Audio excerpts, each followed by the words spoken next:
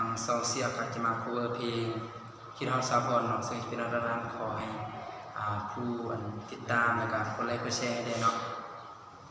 เอาเริ่มเลยเนาะ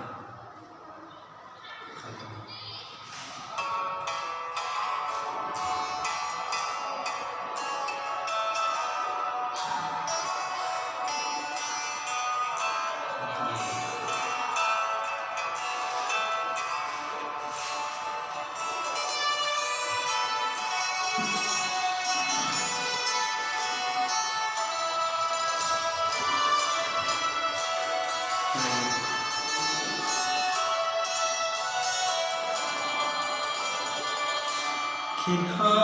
ดสาวพอตอนนี้น้องนอนหรือยังคืนนี้ยังบ่ได้ฟังเสียงเพลงดังๆห่างมาเข้าหูเห็นตอนน้องไร้สนอดบ่ไหวก็ไปหาส่งตัวจะลงอีกยังบ่ฮู้แต่ว่าอ้ายคือใจสาวพอนาจารู้ไทยจะมาให้บอกเงินค่าดอกของอายบอกว่าหลายก็ดอกอายว่ามันแพงคำตั้งสิบบาทมันอีกตั้งสิใส่แก้มแดงอายจะเป็นคนขายแพงแต่หากคำแพงตอนเห็นน้องไหลหัวใจนี่แห้งทำงานเขาย้อมกันมาบ้านสาวพรอาจารย์นั่นงามถึงใจอีเม่จงสู้มืออย่าได้มาเป็นลูกไผ่สิขาวหอดหน้าหอดไทย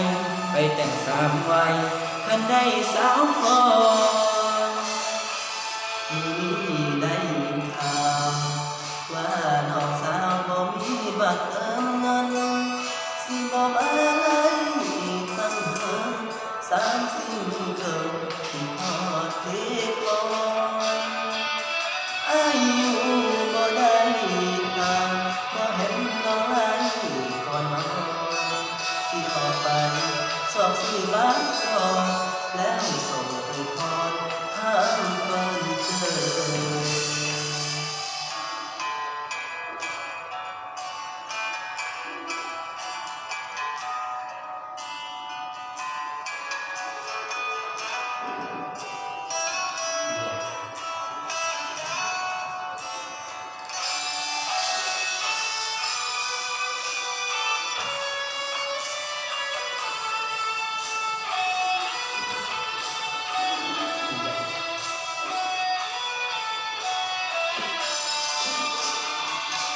ตอนเห็นน้องไหล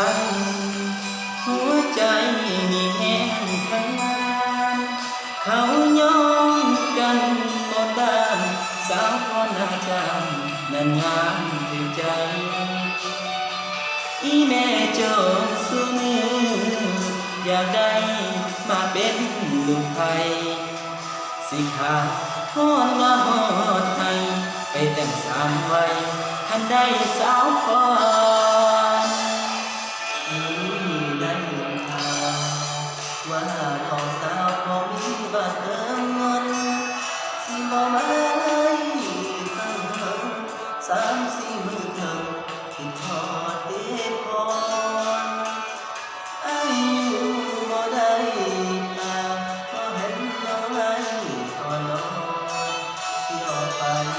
สอบสิบัตรก่อนแล้วส่งไปพรทางเฟอร์นิเจอร์